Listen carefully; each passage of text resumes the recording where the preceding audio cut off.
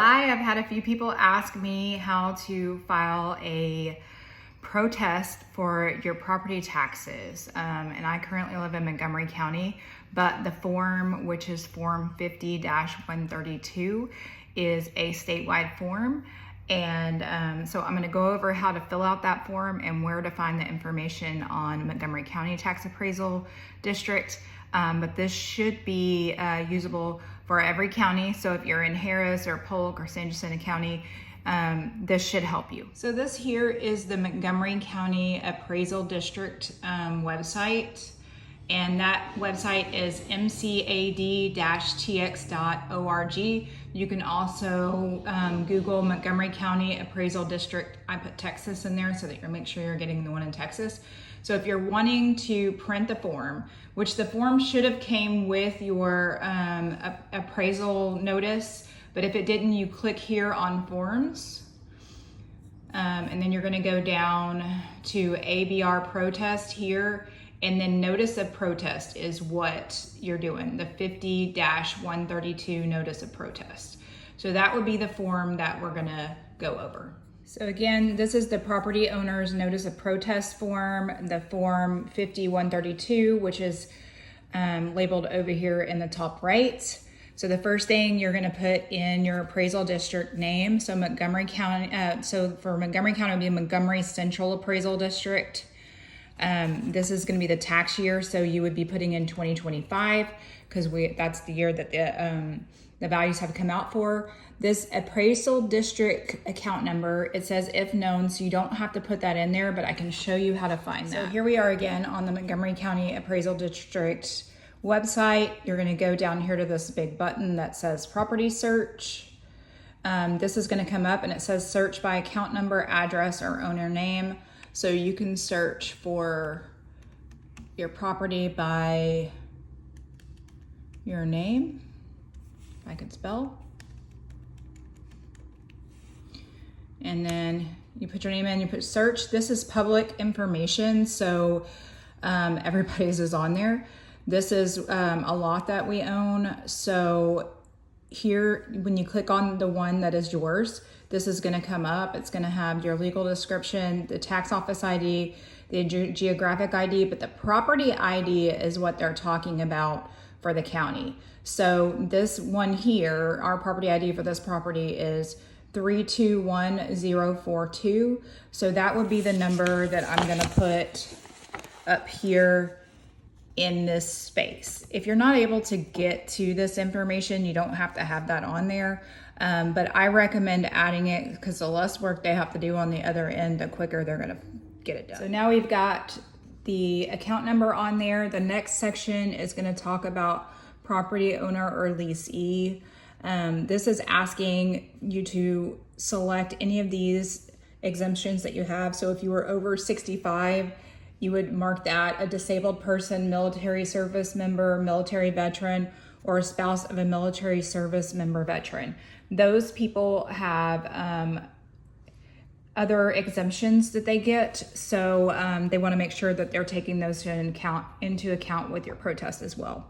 So on the next line, you're gonna, the name of the property owner. So this is where you would put the name of the person that owns the property, which if you're filling out this form, I hope it's you. Your mailing address. So if it's not your homesteaded property, obviously you're gonna have a different mailing address. So you wanna make sure you put in your mailing address because that's where they're gonna be mailing the information to. Your phone number, add your phone number on there, obviously. And then here's where the property description is. So if you're not using that account number, you wanna make sure that you are adding this in. So physical address, city, state, and zip code. You would put that in there. And then if no street address, provide legal description. So the legal description is also located on that same page on the website where we found the property ID. So if you let's say you own a lot and it doesn't have a physical address yet, then you would add in the legal description instead. Mobile home make, model, and identification. So if you have a mobile home, they're asking for this information. If you don't know this, it can be pulled on the Texas website. But the ID number, the easiest place to get that would be on the plate on the end of your mobile home. All mobile homes are required to have that plate on it, so it should be on either end of the mobile home. So next section is reason for protest. If you're protesting because of the market value that they've come up with, the appraised market value, you are checking this box. If you're doing something else as well, you want to make sure that you check each individual box. So the next one says property should not be taxed in whatever. So let's say that you're showing Splendora ISD, but your property is actually located in New Caney ISD. So then you would put that it shouldn't be taxed in Splendora ISD. This is very rare that they get this wrong, so you shouldn't need that. Property is not located in the appraisal district or otherwise should not be included in the appraisal district's record. This is if you own a property that has multiple counties and the house is, let's say you have Liberty in Montgomery County and the house is in Liberty County, then you would be checking this. Failure to send required notice. So if you didn't receive your appraisal estimate, then this is what you would check here. Exemption was denied, modified, or canceled. This would be where you would check you're wanting to protest because they did not accept your exemption. The next one is temporary disaster damage exemption or denied or modified. Right now we don't need that, but when you have a major disaster come in, such as a hurricane, a massive tornado, and you had damage, you could ask for a modification on your taxes for that year. Ag use, open space, or other special appraisal was denied, modified, or canceled. Obviously, that's pretty self-explanatory. You would mark there. Change in use of a land appraised or as ag use, open space, or timberland. So if you had these exemptions on your property and then they removed them, that's where you would protest that. On this side, we have incorrect appraised or market value of land under special appraisal for ag use, open space, or other special appraisal. So this is talking about somebody who has either the ag exemption, the open space exemption, or a special appraisal. So you would not be checking that just because your market value is wrong, because over here on this side, that is covering it right here. Okay, the next one, owner's name is incorrect. So if your name is spelled wrong or the name has not been changed, you would want to check there. Property description is incorrect. Let's say somebody split the property and the county has not picked up that it's only half an acre instead of an acre. This is somewhere you would check. Incorrect damage assessment rating for a property qualified for a temporary disaster exemption. And then circuit breaker limitation on appraised value for all other real property was denied, modified, or canceled. If you're doing this, you know what it is, so you would check that. And then other is if something is that you're protesting is not on the list above.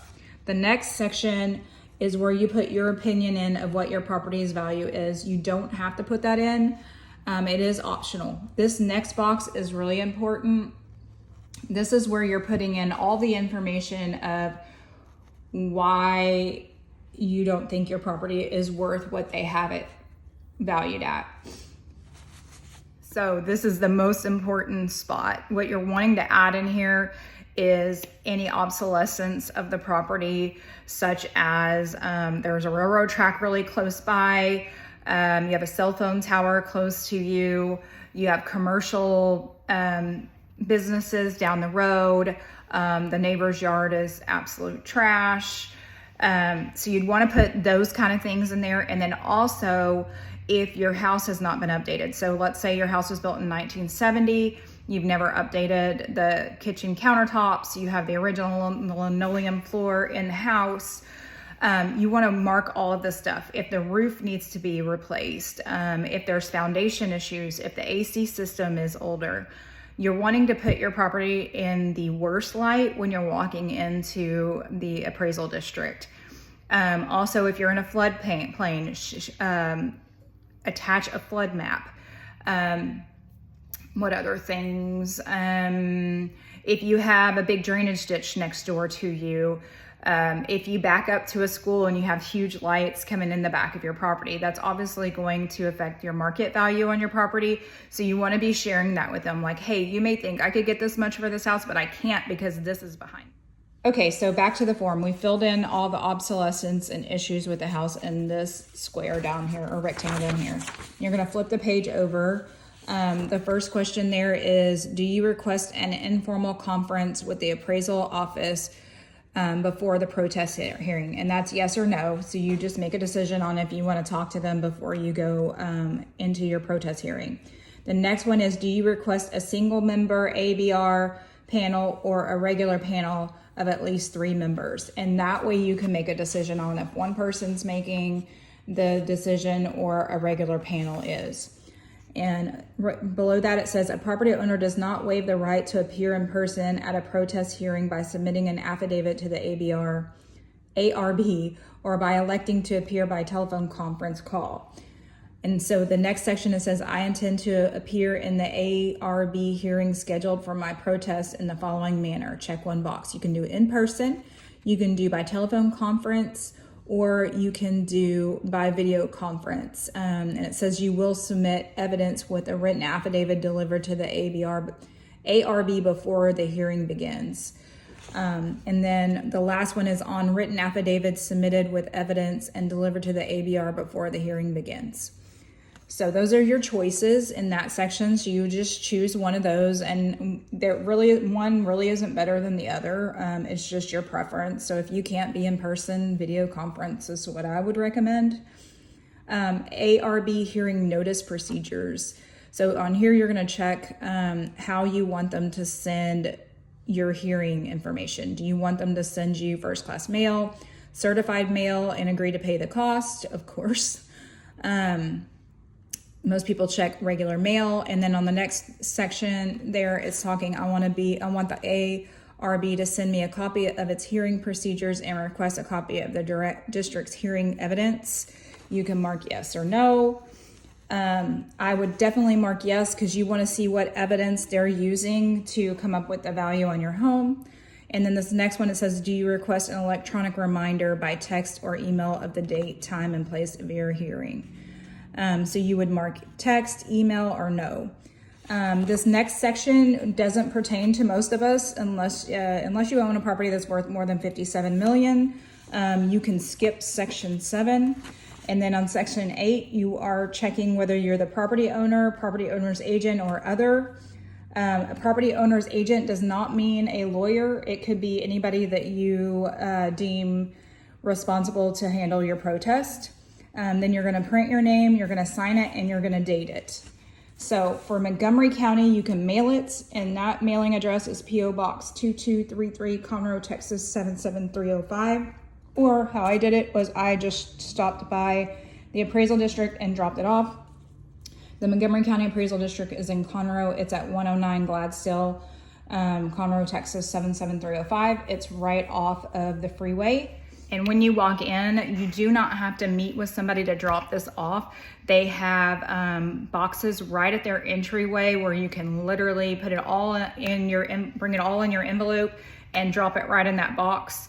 The last day to protest is May 15th or the 30th day after your estimate was sent out. So you have to look at the postage on there and see what date it was sent out, and mail or drop this off within that 30 days. There is also an option to file online, but not everybody gets that option. And that would be on your protest. It would say whether you get the option or not. I think it's like 50% of the county can file online. So I hope this helped you. And if you're interested in selling or buying real estate, my name is Jackie Canada, and I'm a realtor in the Houston area, serving Montgomery County, Harris County, Polk County, Liberty County, and some surrounding areas.